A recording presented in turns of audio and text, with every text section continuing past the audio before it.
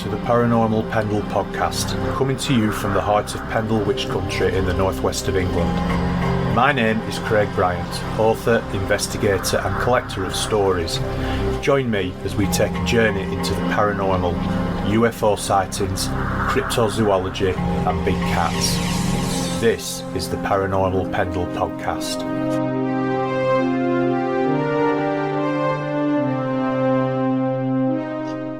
Welcome to episode 40 of Paranormal Pendle, broadcasting to the Paranormal UK network at paukradio.com. So my guest on this episode is Gari Jones. Gary has made it his personal aim in life to research, read and investigate a wide range of fascinating subject areas such as UFO, ET phenomena, ancient history, false flag events and forbidden knowledge and sciences. And in particular, I'm going to talk with Gary today about his book, which is called The Denbigh Lights, and we'll get onto that in a few minutes. Over the last 7 years, his UFO investigation work has produced some fascinating and hard-hitting evidence that has resulted in solid UFO cases, such as the Pentyrch Incident, the Denbigh Lights, Caldecott Triangle, Clantricent Red Orb, I hope I did that justice, and the mystical lights of Merthyr Tydfil. So, Gary, it's an absolute pleasure to have you on. Thank you for joining me. Yeah, thank you for having me on, Chris. Good to be here. So, you've been very busy talking to quite a few different people about your book, The Denbigh Lights, which I'd love to talk to you about as we go through the podcast. But can I just ask, first of all, how did you actually become involved in research and investigations in the first place? I've asked myself that same question quite a few times. I've always had a fascination with the subject, but looking back through my life, I think the subject kind of chose me. I've had sightings as a young child and strange paranormal experiences, which led me to, at the time it was just television and what you read in the newspapers. And as I got a bit older, started reading a bit, started learning a bit more. And I think sometime, around the early 2000s, I just decided I was going to read a lot of material, study a lot of material. And then I just decided around, it must have been about 10 years ago now, I just decided I wanted to do some investigation work. I'd had enough of the research side. I got a good knowledge base. I understood what was necessary and to learn about this, to learn about cases. And I started small in my own area, looking at local cases, and then I somehow ended up branching out to the whole country of Wales, and that's what I've sort of kept myself busy, because I figured, this is my backyard in the scale of the world. Like, yeah. Wales is a pretty small country, although it's a fair-sized little country. It's still a small country. Yeah, and I just decided I wanted to start looking into cases, and I was amazed at just what there was there. Mm. Well, it's very, there's lots of very large rural areas, isn't there, in Wales? It's sort of very sparsely populated, isn't it, in certain areas? So I suppose that in itself would sort of lend itself to strange things. I mean, you've had quite a few sightings yourself, haven't you, over the years? So do you want to sort of tell me about some of the more interesting sightings you've had? Well, I'll name three. I'll try to be quick, because they can go on for quite a bit. But when I was 7, I lived in a place called Lansbury Park in Caerphilly. Me and my friends were playing in the summer night, and it was the school holidays because my parents would let me stay out after dark in the summer months because obviously I didn't have to get up for school the next day. But as long as I stayed in the street, it was fine. And at a certain time, I had to come in anyway. But one of my friends looked over, and the farmlands behind the estates there was this strange light, and we all turned to what he was pointing at, and there it was, this oval disc-shaped craft with these very unusual lights coming off of it. The way they sort of move from brightness to brightness is like the Knight Rider car, if you remember that series. I do, yeah. Yeah, the car had the red light on the front, which would go left to right, and you'd have the bright spot, and then the sort of faded bits would follow behind it. And it looked like that, but it was more yellow, red, and orange kind of color. And it had a sort of innards to it. The way it sort of moved was like lava, like a lava lamp, like a volcanic flow of lava. It was strange. It was so hypnotic. And it was silent. I mean, it floated. It moved like a stick floating on a calm lake. You know what I mean? Just very, very, it was moving, but it wasn't like It wasn't like it was trying to hold position. It looked like it was floating there. And if I could show you in video, I could probably demonstrate it. If anyone's ever seen a craft like that, they know what I'm talking about.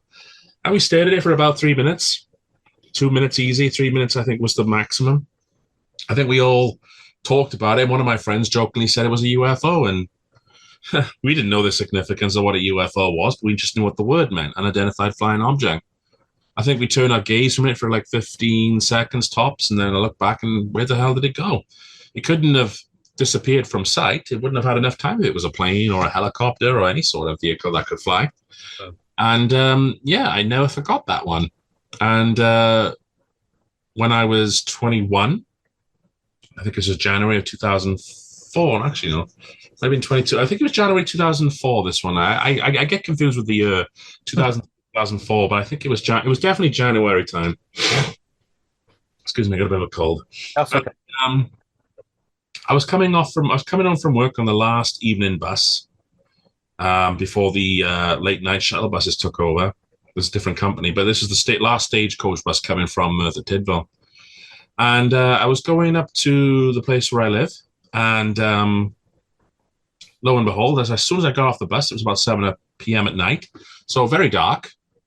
Kind of the weather we're getting now, with all the damp clouds and the low, misty clouded areas and all that. It wasn't raining, but as I got off the bus, about 20 seconds, no more than that, there was a young girl behind me who was going to her own place. But we both looked up because something caught our eye. Something came below the cloud layer, and it was this massive 600-foot wide, boomerang-shaped light vehicle with a strange sort of light configuration on it, which just came below the clouds for a brief moment of time, didn't make any sound, and then just went back above the clouds. And if I had to guess how fast this thing was going, probably about 3, maybe close to 400 miles an hour. I couldn't tell you, but it was going quick. But I saw that one. And one time when I was really getting into the whole UFO thing and collecting some information, I was getting interested in this whole white orb business that was happening around my area. And I was just clicking photos. And something said, look over here. And I looked over there, took a picture. I couldn't see anything with my eyes, but as soon as I looked at the photo, there it was. This white orbish looking thing. I describe it like a Pokemon ball. It's got that shape to it, the sort of outline and the circles, the center and the circle, but way more mechanical looking. I got the photo somewhere. Maybe I'll send it to you at some point. That'd be great. It's buried somewhere in my little file there. And I just know these things are real, and they always seem to interact with me at some level at some stage. And with the paranormal events and everything else, I mean, well, it was pretty. I think becoming an investigator was the next logical step. So, what paranormal events have you been witness to then? What sort of things? One time I woke up and there was a woman figure standing right in front of my bed. The strange thing is, I was waking up in the middle of the night. So, it happens. But I got the strange feeling there was someone, at the end of my bed. My body was telling me there's someone in the room with him. There shouldn't be anyone there. Except my cat, maybe, tries to sneak in and have a clutch and all that. Anyway, I can see it with my eyes closed, and as I open my eyes, there it is. Large as life, standing like I'm standing in front, like I'd be standing in front of you. And she very quickly sort of like looked at me. She's pretty lovely, very beautiful looking woman in this blue suit, with blonde hair. Kind of described like one of those Nordic blondes or Palladian looking people that people often describe. Yeah. I don't know if that's what she was, but she faded right before my eyes. Literally faded before me. And there's a lamppost outside my house which shines light in. And it comes through the window sometimes, and you can see to the edge of the door, and she faded right before that. And I've had, like strange flickerings of light. But I remember one time, what was that strange one? I think this one happened when I was about 10, maybe. The kids were all messing around, right? Go in the toilet on your own and say the alphabet backwards, yeah? Yeah. Sort of like, if you say something in the mirror when you're on your own, something's going to happen. And the trouble is, it did. I remember the lights flickering. and then the sinkhole filled up with dirty water. Oh, yeah. No, I've never seen that happen before. I thought is the pumps, is the drain system flowing backwards up or what? But normally I would expect it to flow up through it and just spit, like a fountain. Yeah, yeah. Have you ever seen the way water goes down a sinkhole? Yeah. It goes up the same way. Yeah, same way. Yeah. This came up the same, virtually like that same way. So I thought this is strange. That's almost sort of horror film Hollywood-esque, isn't it? Really, that sort of. Yeah, I was expecting someone to jump out of the toilet. Yeah. The toilet, the cubicle or something, but I just laughed and thought it was nothing. But what can I say? And I've had like strange dreams where they're not even dreams, but I just get the feeling that sometimes I sense something in the room and all that. So you're quite sort of sensitive then to. I get a sense there's something close, yeah. Different things, yeah, and that's obviously that manifests itself in the sightings that you've had of the UFOs and UFPs as well. So it's all, I personally think it's all linked, and I know quite a lot of other people think that it's linked as well. I mean, what's your thoughts on that? Do you think it's all linked, or? I think it is, yeah, because I'm an investigator, but I'm also an experiencer of sorts. Yeah. I've kind of not just read about it, I've actually experienced it. It's like people talk about Egypt, I mean, I love Egypt. I've never been, but I know if I went there, my perception would be a hell of a lot more different than just reading it in a book. You know what I mean? Unless you've been there and done it yourself, you can't really appreciate it. So yeah, I think Egypt. I mean, Egyptology. It's easy for me to say. Is fascinating, and I think the whole history and the lore and everything else around, the religion and the gods and the goddesses and everything else, I think it's fascinating. Yeah, it's definitely on my bucket list anyway. So that's probably a discussion or a subject for a different time, isn't it? Because there's a whole of things that you can talk about that. Let's move back then to the UFO stuff. And I mean, you've mentioned quite a few in your bio. There's the is it Pentyrch? Pentyrch incident. Sorry, my apologies for the pronunciation. Secondly, pen, as in like a writing pen, and then Turk, Turk like Turkey, but Pentyrch, So. Okay, so that's quite an interesting one. I mean, what sort of drew you to investigating that? Well, it happened pretty much on my doorstep. There was a buildup of military activity in my area. Lots of planes, helicopters flying around at night and daytime, low, irritating everyone. People up and down the valleys area of Merthyr were wondering what the hell is going on. No one seemed to have any idea, and there was all these trucks and convoys at times going up and down the A470, and I'm like, something going on here. Don't know what, but there is. Anyway, the night of the incident, the 26th of February 2016, there was a lot of low-flying aircraft, and they were really low, literally coming over people's houses. Oh.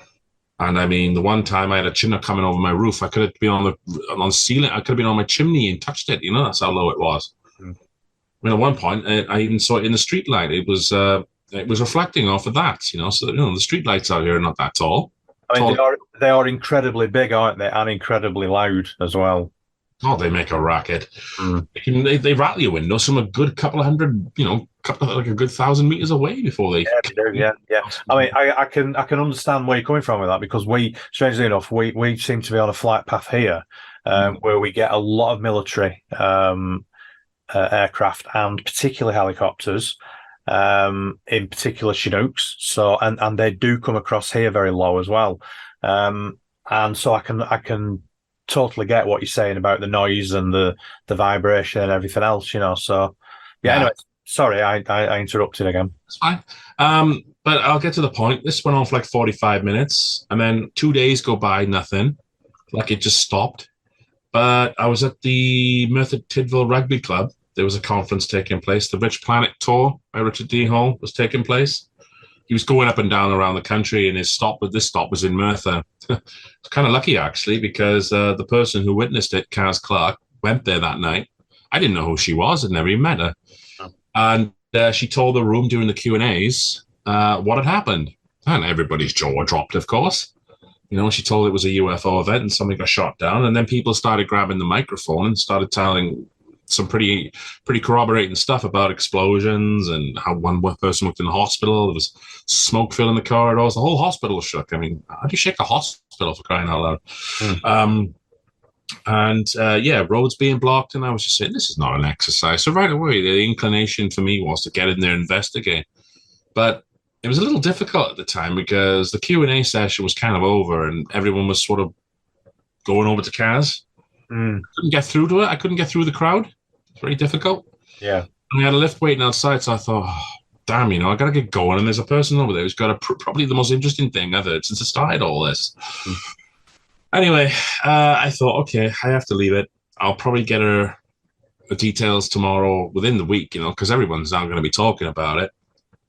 And it took me 20 months to find her because somebody was suppressing her name. And that's the only way I can figure it out. She was commenting on Wales Online, making comments on other places, but for some reason just couldn't find her on Facebook, even though I knew she was on Facebook. And even when I put the word out, people who knew her were talking to her, friends who were my friends. I thought, what is going on here, man? How can you not put two and two together when you do a search on Facebook? It's like somebody deliberately removed her name. But then a group I was with, which I'm not going to go into because I've had a major falling out with them over this. For reasons that if people want to find out, go to the Pentyrch Incident website page on YouTube, June 22 UFO report on Newport. That will help that one. But getting back to this, she made a comment on one of the pages, and we realized it was her. And then the investigation began, and then all these years later, we've collected so much evidence now. We're at the point where we've uncovered the cover-up.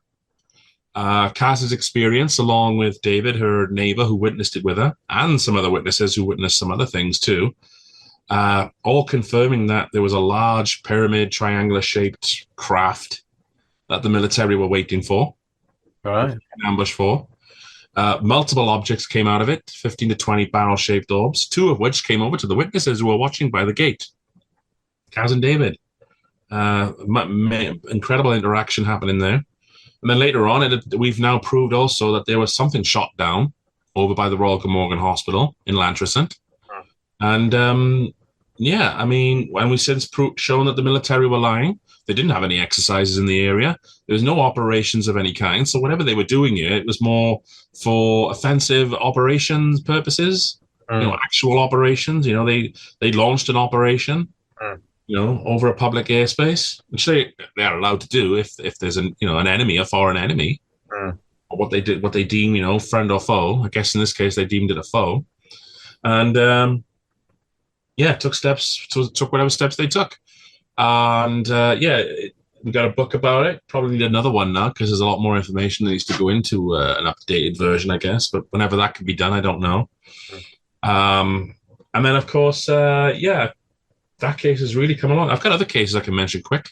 Yeah, that'd be great. I mean, can I quickly just ask you about the? Obviously, there was a huge military involvement in that, and from what you've said, there was clearly some sort of suppression of information going on.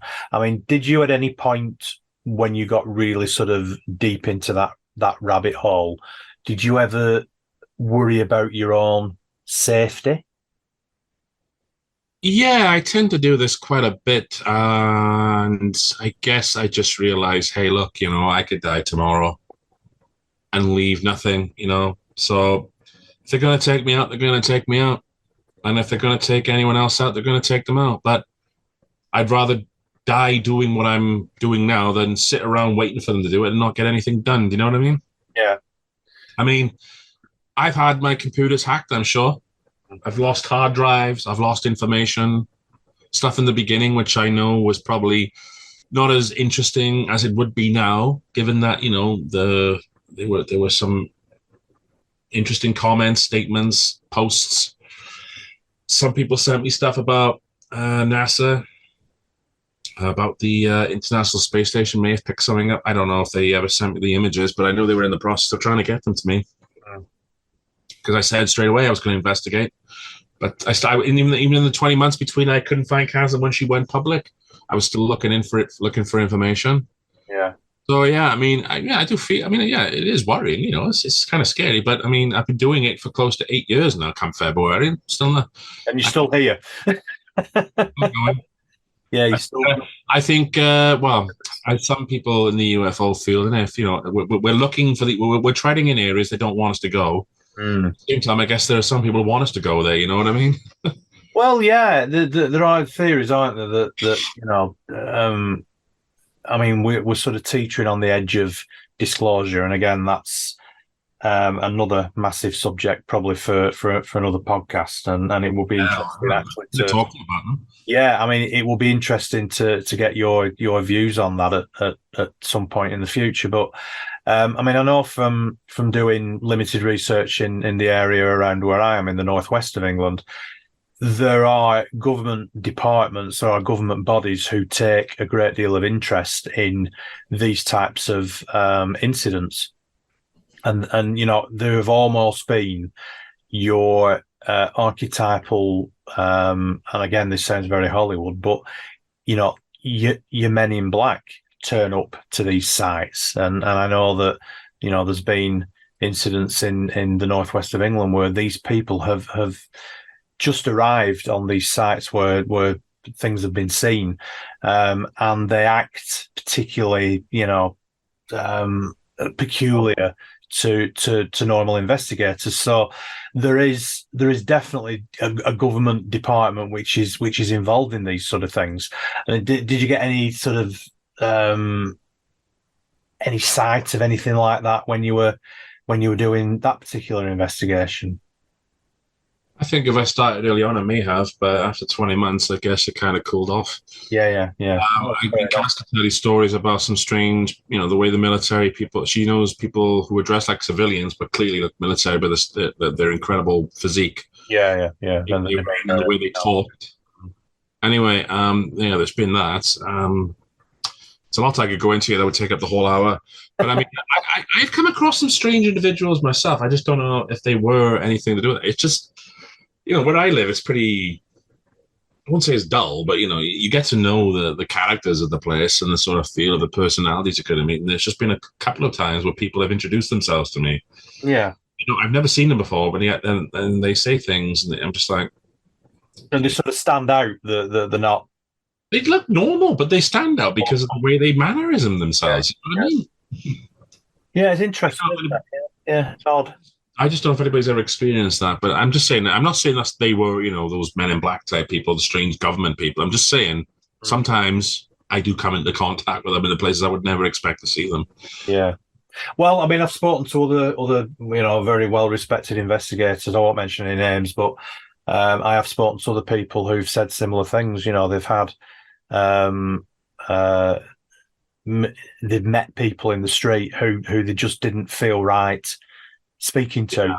You know, they've just been, the whole demeanor has just been completely different to what they would expect a stranger to interact with them. So it clearly does happen. You know, let's talk about your book then. Let's talk about the Denbigh Lights, and let's talk about how you got involved in that investigation and what it was that sort of drew you into that in the first place.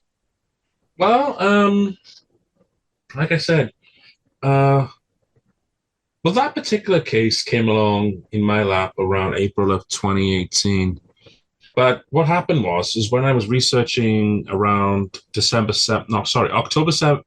Let me start again. October 2017, I met Kaz Clark. It was 20 months after the original event of Pentyrch. Now, once I got some statements and some information, and I was able to really start putting my efforts into finding what I needed to find, I was looking for any videos, photos, UFO reports that might coincide with this event, the date. And there were some videos popping up and some photographs popping up of UFO sightings. But then when I realized the location was well beyond, you know, it's up in the northern areas, I came across that case. And I went up to a visit in North Wales one time with a group I was once with, and met this family at the last stop. And they showed me this video. And I gotta say, wow, you know, what an impressive video. And the thing that really stood out for me is, I've seen something like this myself. With that first sighting I had when I was 7, all the light configuration was a little different. I mean, the shape is undeniable, although the way it moves, it's definitely got a sort of saucer cylinder shape, oval shape to it. And I asked them, has anybody investigated this? I mean, I asked the witnesses, has anybody actually done any investigation into this? Because this is fantastic footage. They did say that a man named Peter Glynn had done some preliminary work, did the local investigation stuff, and he put together some good evidence. He interviewed the family, went to the location, did a day-night comparison from the actual site of the window, because it was at night. And you want to get in the daytime. And he looked at a bunch of other things too, and he did a good analysis, a good viewing of the video itself. And all in all, he did about 8 videos, which combined to about an hour. And I thought, this is a really good report. Yeah, I could do quite a bit with this. So I asked for his permission to use it, of course. And then I just started doing all the other stuff I knew I could do. I thought, well, I could let's really sit down with all of you now and get this on film if you want. Which they agreed to. I said, let's really go to the areas and take a look around. And I want to take a look at radar returns and see if we can just eliminate the usual suspects. I said, this video needs to be analyzed properly, and I know just the man for it. Jason Glees of UFO Only, former RAF man, now turned investigator in UFOs. He does analysis work on photos and videos. Very good at it, actually. And, I recommend people read his stuff. He's got a YouTube channel, which I find good because I just love watching videos that have analytical work done to it. And so I did all the usual things that I would do. And then when I was ready, I put together a documentary around, I think it was just towards the end of 2019, beginning of 2020, maybe. No, that would have been beginning of 2019, sorry. And I kind of left it at that. And then I just promoted the case. Then about summertime last year, I thought, I'm going to write a book on this because there's enough material here. And that's what I did. I put together a book. And what the case is called, it's called the Denbigh Lights, because the craft is just emitting these unusual, incredible amount of lights, randomized patterns. You can't synchronize them in any way, or figure out when they're going to come on and off. And I call that subheading a truthful argument for the existence of UFOs. Now, the reason I call it that is because if anybody, I'm not trying to prove the existence of UFOs. I think we've already done that. What I'm trying to say is that if you're looking for a case for someone to look at and say, yeah, this is definitely real, or, this is definitely happening, but there's no need for speculation here, there's your case. There's the Denbigh Lights for you. And if you want me to go into the details, I shall. Yeah, no, I'd love you to. I just wanted to sort of ask you at this point what Jason thought of the footage, because I have interviewed Jason myself a few months back, so I am fairly familiar with his work. I'm just wondering really what he made of the footage. He got a 12-minute video report on his own channel. I asked him to look at it, and he said, well, yeah, this is incredible footage. Very rare to get so long, because it was close to 10 minutes worth of video. And he described it as unexplained. It's unexplained. This is not it's not a plane or a helicopter or a drone or the usual explanations. This is unexplained. Whatever that object is not what you would normally expect to find. Therefore, it's a UFO event. So that's what he concluded. Right. So yeah. So what was the sort of series of events with this sighting then? Okay. Well, it was January 3rd, 2012. It was 3 a.m. in the early hours of the morning, well into the night.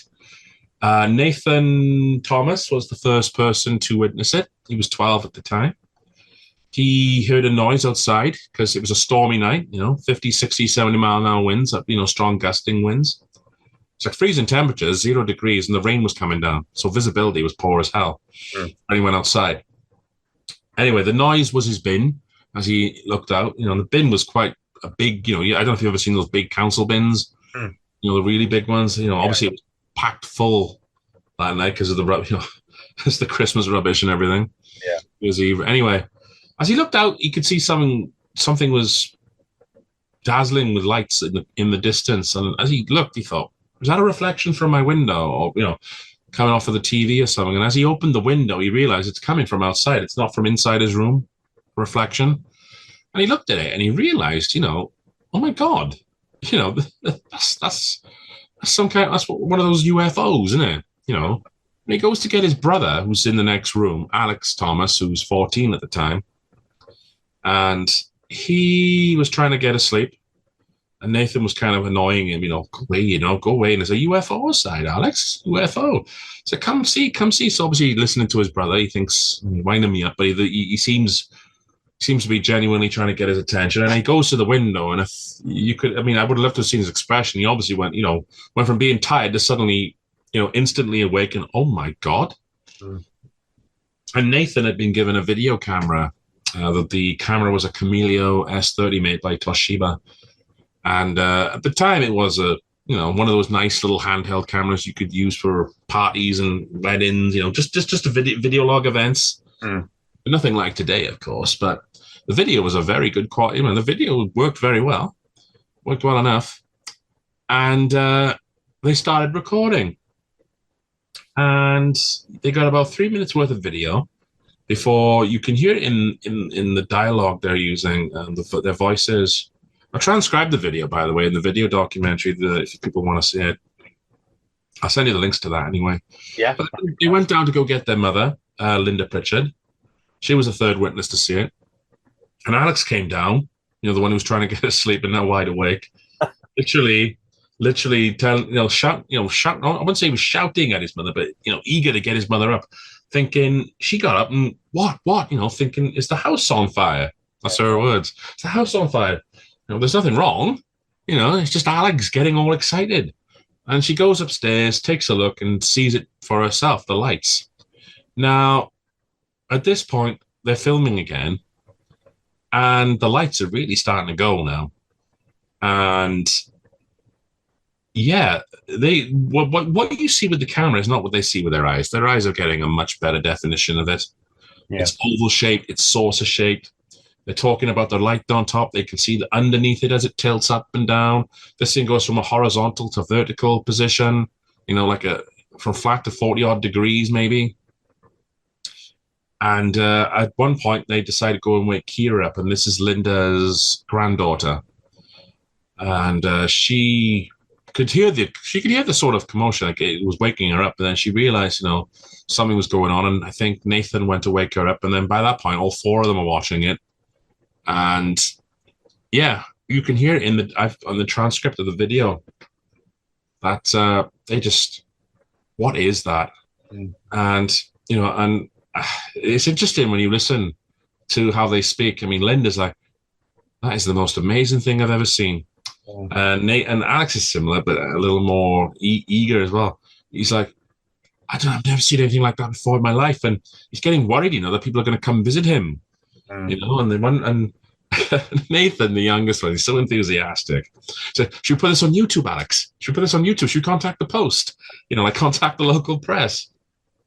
And Kira's in there somewhere, and she's just like, wow, amazing. Anyway, it's just mad. And then at one point, the lights all stop. They just stop. They're gone. That's it. They're finished. And Alex, his reaction is priceless. He just goes like this, and this is more or less exactly how it went. The lights stop, and he goes, "Oh, don't stop!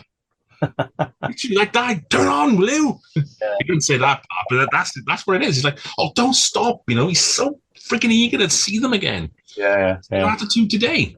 That's their attitude today. They really, really want to see it again, and I'm just amazed, because Peter investigated not long after it happened. The police were called in. They said they were lampers. Right. There was no police or helicopters or army or anything going on.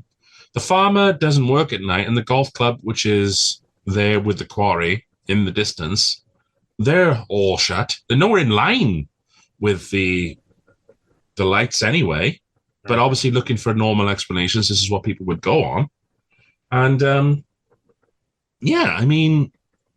all those things were done in the beginning, which clearly show this was a UFO. But anyway, I interviewed the family about 6 years, 7 years after the event.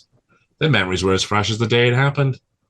And even to this day, I mean, we're talking, well, it's been over 10 years, no? 11 years nearly. No, it's been well over 11 years, become 12 years now in January. I should go back up there just to speak with them, see how they are. So was it sort of, was it seen by any other people that you know of? I'm hoping that there were other witnesses, but to this day, I still have not received any other witnesses, no. So, but 4 people from one window was pretty good, but I had hoped that other people might have seen it. But given the time, I mean, the Denbighshire area is pretty quiet. You know, there's a small community there. I mean, given the vantage point, really, there's only a certain number of houses I think would have seen it anyway. You mentioned in your bio that the story was picked up by the Mirror. Yeah. Newspaper, and they ran an article. I mean, how was that received? I think it was the Daily Star, wasn't it? Well, I don't know. You said it was picked up by the Mirror. I know some of my UFO cases have been picked up by the Mirror and some have been picked up by the Star. I think the usual response is all the same. UFO expert describes lights as real, and you know, they just mention it in a sort of a passing sort of thing. Really, they don't really go into detail or describe the events in full. They just like to. That's odd. I did have a clip of it somewhere. Yeah, there was a. I did have it in the Daily Star, and I think it may have gone in the Mirror also. So forgive me if I'm getting confused on that one. But no. They just said, yeah, you know, Jason Glees put out his video. They picked up on the story. And I think, you know, if I remember correctly, they just said, you know, UFO video described as real by expert. And then they just wrote a story, told about the witnesses and myself. You know, it was just one of those online things. I don't think it made it to the papers. It just went on one of their websites. Right. Okay. Interesting. It was picked up by early on when Peter was looking into it.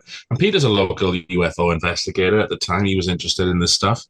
You know, he did other investigations as well. So he was very into this. Someone named Skrillex. Skrillex was a DJ, American DJ and a record producer. And he was very, I don't know what he's doing now, but at the time he was very, very popular.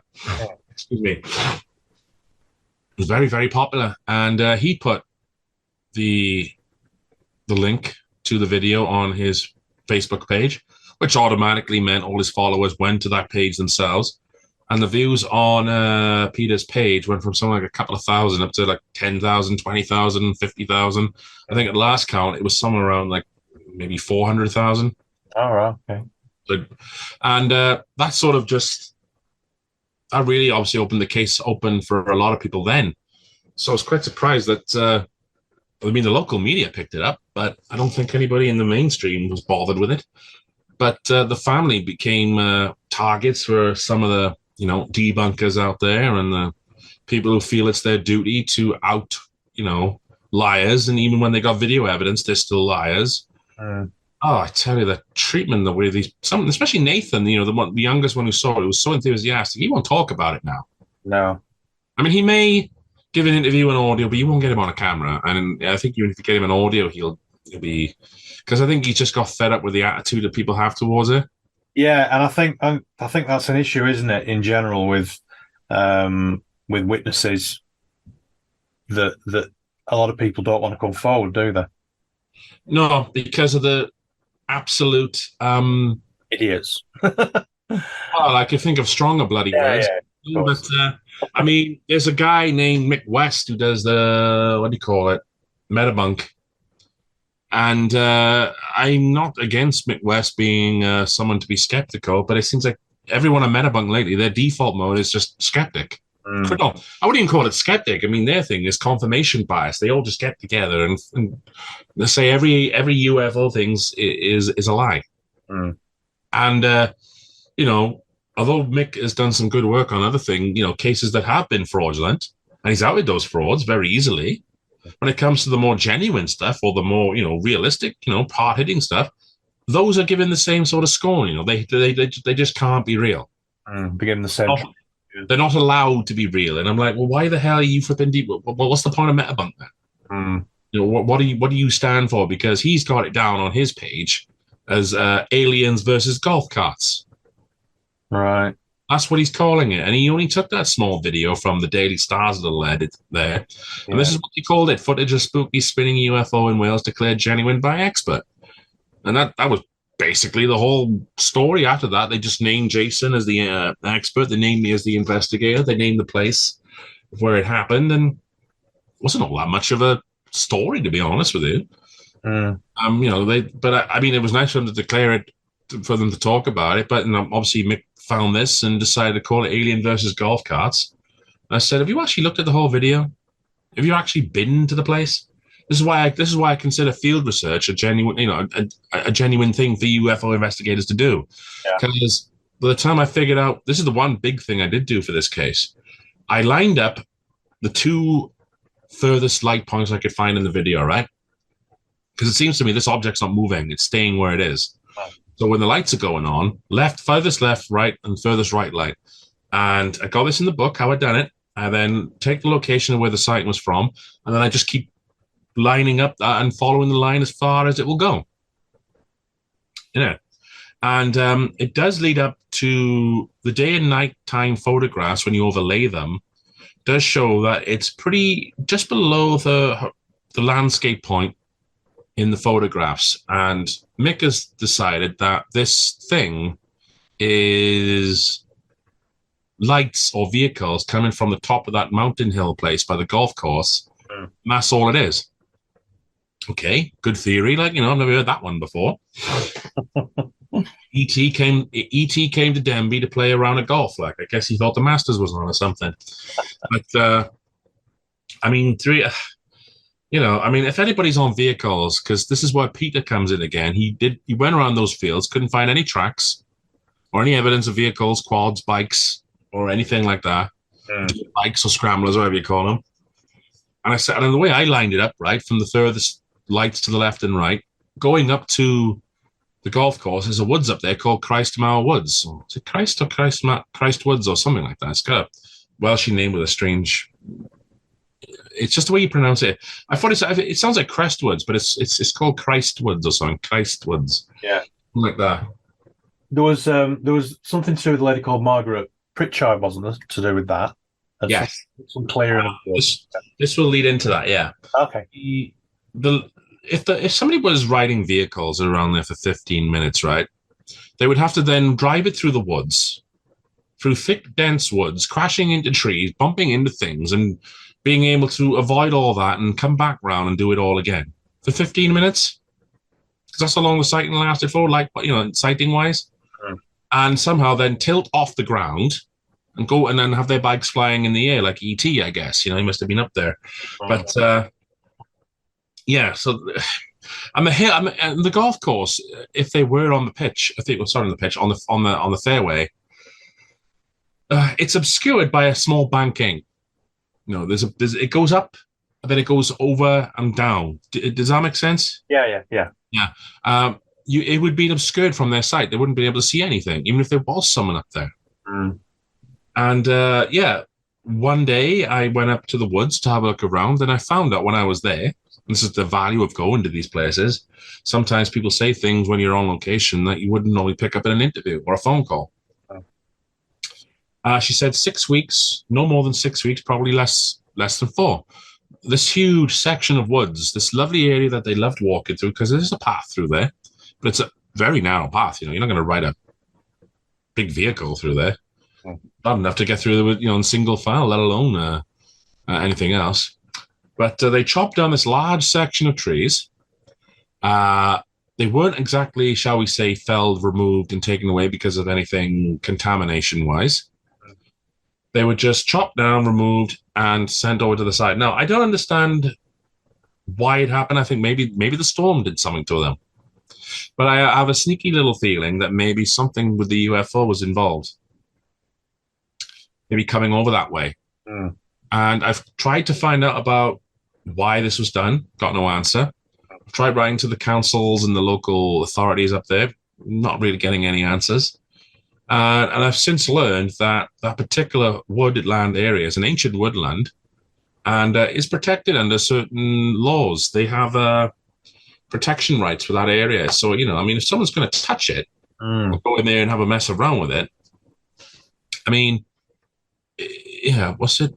There had to be a reason then, hadn't there? If it's a protected woodland, it's not that easy for a local authority just to move in there and cut a lot of trees down, is it? Yeah, I got it. And I did a slide presentation on this last year. And I did make a note of this. This is what it's called. There's an acronym for it. There are 29 SSSIs, wholly or partly within Denbighshire, protected sites in Denbighshire. And this is from one of their lists. And there it is, Christmar Wood. That's protected. So doesn't mean they can't chop down trees, but I'm pretty sure if you're going to need special permissions. There has to be a good reason for it. Yeah, the sites of special scientific interest, I think it stands for, doesn't it? Yeah. Special scientific interest is an interesting one, isn't it? Yeah, that's the one. Yeah. So why is it special scientific interest? There will have been they will have had to jump through hoops, won't they, to sort of go in there and start cutting trees down. Oh yes. Some of them have been blown over too. You can see one of the trees. I don't been blown over or pulled over, but it's heavily uprooted, and I mean, it's a big bloody tree. You know what I mean? It's not something small, and you can see the others where they've chopped them through. There were signs there then, and there might be still signs there now. But since then, the area is overgrown, and I mean, today it doesn't look anything. It's like a big, thick pile of just bramble bushes and you know, these thin twig trees. It's nothing like what it said in their former glory. But that was strange. And yeah, I mean, is there any other questions you got, Craig? No, well, I was just going to ask you really where you can buy the book, because it sounds like a fascinating read. It's a very underrated case. You can get it from Amazon. If you type in the Denbigh Lights UFO, it's available in Kindle. It's available in paperback and hardback. And if you're one of those people who likes audio, it's available on that too. Okay. Is there anything in the pipeline? Any other books in the pipeline? Not for the time being. I mean, I want to write some more, but to be honest, it's a lot of work. It's time consuming, isn't it? Very time consuming, and it's very difficult to get the book sold. I mean, the Pentyrch one's doing very well because that case has gone worldwide. But yeah, the ones, you know, I mean, if I were to write them, I don't know. I mean, I'd have to think about it. If I got like a lot of spare time, and to be honest, I want to break from UFOs and all this other stuff I've been doing, because I've been doing it for over 20 years, and it's getting a little. It's a lot of time consuming stuff. But, I mean, I will write books. Obviously, I will at some point, because these cases need to be known. Because they all come with evidence and great witnesses and videos and analysis and field work and all that. You know, so I try to make my cases as comprehensive as possible. Like, I mean, there is something I could go into here. Yeah, please. It's not a witness, but he's someone who may have seen the craft himself. There's a man named, I got this from a local paper. From the pictures were online, I managed to find it. Luckily, I saved them. Yeah, this is from one of the local papers in Denbigh. I don't know which one it's called. It's whatever's sold in that place. This was from the 8th of February, 2012. The sighting occurred on the 1st of February of that same year, just a month after Denbigh, actually. And Graham Evans from Denbigh was startled when a strange flying object suddenly appeared in the daylight sky as he was taking a photograph with his digital camera. It says, I was walking around Denbigh taking pictures of several locations for a video I was making, and it was about 2:30 p.m. when I reached Leicester's Church by Denbigh Castle, said Mr. Evans. Just about to take the picture when an object suddenly appeared in the sky, moving very quickly from left to right. And if you can see the picture, it's a disc-shaped object. Close-up enhancement of it would reveal that it's got some sort of like underbelly, roundish underbelly with a saucer outline. And Denbigh Castle is not too far away from where this sighting took place. You can see Denbigh from the house of the family itself. You know, it's a very visible place. It's a very old castle. It's like 8-9 centuries old, I believe, but maybe less. But I mean, it's very old, you know, and the castle's seen better days, mind you. But it's just interesting that a month after, you know, something like that, he's got he had quite a few photographs of it, and it's been my experience to learn that that whenever major UFO sightings take place, there seems to be these sightings may occur afterwards, not as prominent as the Denbigh Lights one, but people may see objects of similar nature in the area because they seem to stay for a while and then they go away. Yeah, you seem to get them in clusters, don't you? I've noticed that. Yeah. So interesting. So, has there been anything recently up there? Is it a hotspot, do you think, or was it just these isolated incidents? North Wales is very active. I mean, there are sightings happening in and around there, out to sea and below the mountain ranges. I mean, it's always going. Yeah, there's always something going on up there. And people are reporting stuff up there and taking videos and things. Which reminds me, what's his name now? There is another thing. Yeah, David Williams is an interesting character in this case because he had something to offer as well. See, the original video was played on his iPad, David's iPad. He's the next door neighbor, the same age as Alex, I believe. Okay. Yeah, so he would have been 13, 14 at the time, maybe a bit older. But anyway, they were messing around with the video. He was taking a screenshot. He'd zoom in and then take another screenshot, zoom in, take another screenshot. And every time he did, it seemed to enhance it a little bit, bring out a little more detail. Yeah. So when he got really close into it, I couldn't believe what he had. He had this, you could see shape of the dome on top. You could see 4 large bluish white lights with several smaller ones around them. A clear red light on top, which seemed to be distinctively like 2 separate red lights. Oh. It looks like a cherry if you're just looking at it in a blurry version. Yeah. And I was like, how on earth did you manage to get that? I said, I've been messing around with this video, trying to enhance these things, see if I could bring out the background of this thing. Because the family said they could see the saucer with their eyes, but the camera, I guess, didn't have a sharp enough sensor at the time. And I guess today, most cameras will pick it up very easily because they got night vision and things. Or, they got much better ISO ranges, for light in the dark. Yeah, yeah. Anyway, and I was just asking, and he just told me last week, and I said, that's amazing, because, I mean, I've done something similar, but just not as clear as that. But it clearly shows. I mean, I'm surprised this image doesn't get the credit it deserves. It clearly bloody shows this thing is an oval shape. It's got a saucer shape on the top, and it does have, that classic saucer shape sort of look to it.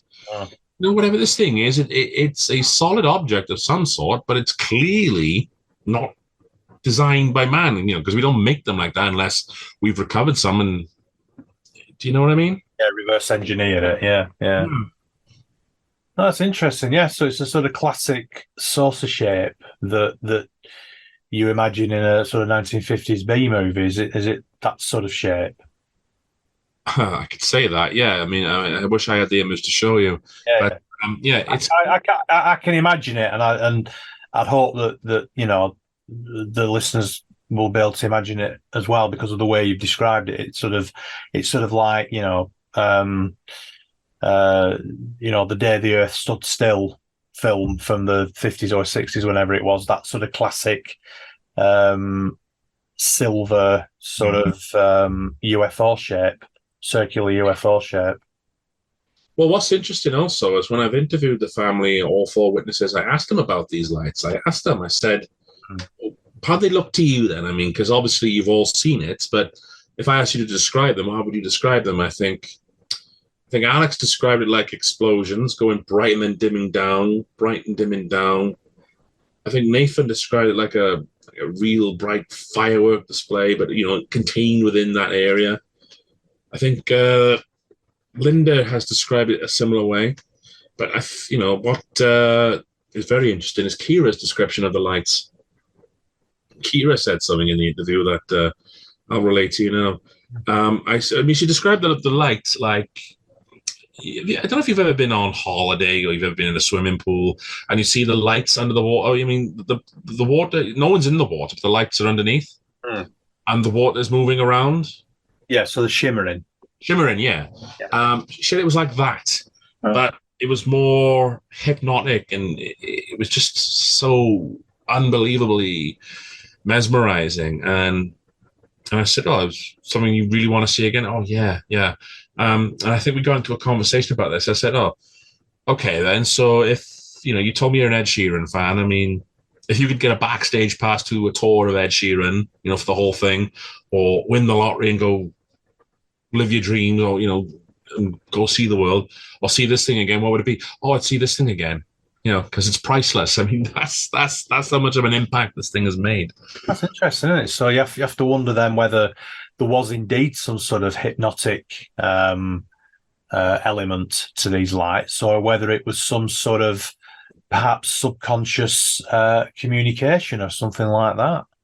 It may well be. I've not received any indication that they're receiving a communication. I think they just got incredibly just taken up. just in the right. I think they just whether they were meant to see it, I don't know, or whether it was just there and they were lucky. I mean, either way, they've seen it, and it's made that wow impression on them.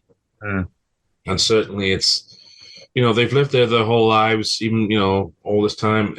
And I mean, I did comparisons for the whole thing. It's not fireworks. It's not vehicles. It's not helicopters. It's not arcing of light from any electrical cable. It's not anything from the quarry or the golf course. It's not lightning on the ground. It's none of that natural weather phenomenon that you describe. There's very few things that would match these configurations anyway.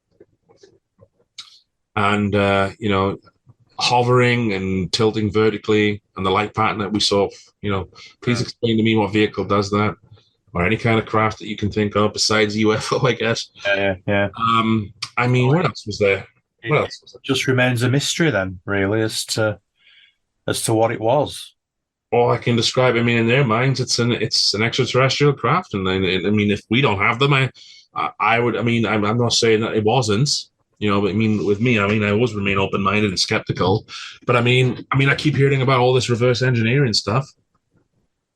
But if these things are not, if we can't build them or reverse engineer them, then what's left? You know what I mean?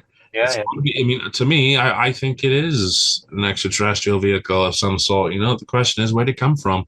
Yeah, absolutely.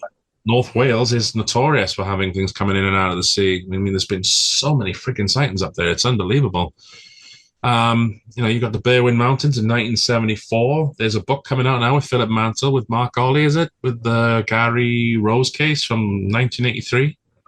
Then you've got this one, of course. And you've got Night of the Triangles up there, because that came from South Wales to the north. Then you've got the one case I mentioned in the book. What's it called? Llanech Hamed in 1979. That involved a craft coming out of the sky and landing with 3 occupants inside. I mean, the Welsh Triangle, the Broadhaven thing is very incredible too. I don't know if it's in around that area, but Wales is a small country. It wouldn't take long for any of these craft to cover the distance, given the speeds they can go. Yeah. It sounds like it's an absolute hotbed, especially up there in the north on the north coast. Well, I've got a lady now who's. I was hoping I might be able to go and see her in the place. I think it was called Parsons Beach or some Penzance Beach, is it? Penzance or something like that. I can't remember. In Llandudno area. All right. Okay. Yeah. I'm trying to remember the details here, but I once had a very rainy week's holiday in Llandudno. Yeah. As a child.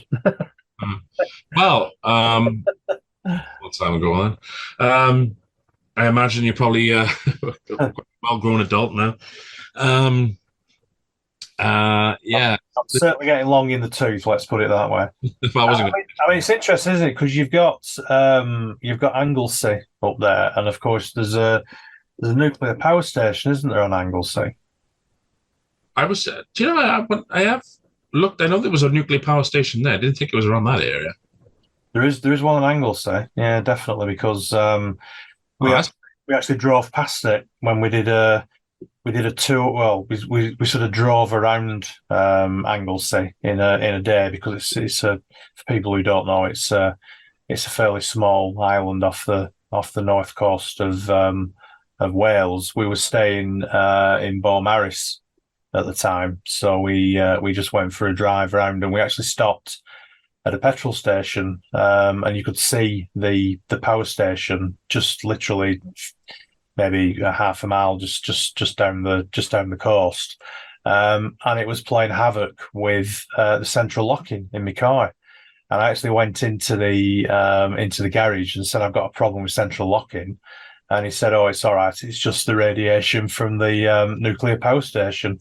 It'll settle down." I was like, "Oh my God!" And the thing was, my wife Sarah was about 6 months pregnant at the time, so we made a hasty retreat. But the reason I mentioned that is because I have mentioned this before to other people about nuclear power stations and military installations. We have a lot of sightings up in the Morecambe Bay area of Lancashire, and we have 2 nuclear power stations at Heysham, which is just south of Morecambe, and there are a lot of UFO sightings in that area, and there have been historically going back well over 100 years. And I'm just wondering whether it's the same sort of thing in North Wales because of the proximity of that nuclear power station on Anglesey. I would have to say it's a definite yes. It's interesting, isn't it? There are sort of correlations, I think, in a lot of these areas where there are similarities. It's a fascinating story, and I do actually feel a little bit for the family, because obviously they've been not particularly well treated by certain sections of the press or whatever. People trying to debunk them. So I mean, I would urge anybody who's listening to this to go and buy the book. How many books have you written altogether, Gary, if you don't mind me asking? I've only got 2, but maybe I'll do a few more. The Pentyrch Incident, that's a co-authored book with me and Kaz Clark, and the Denbigh Lights. Yeah. And maybe in the future I'll have another one done with more.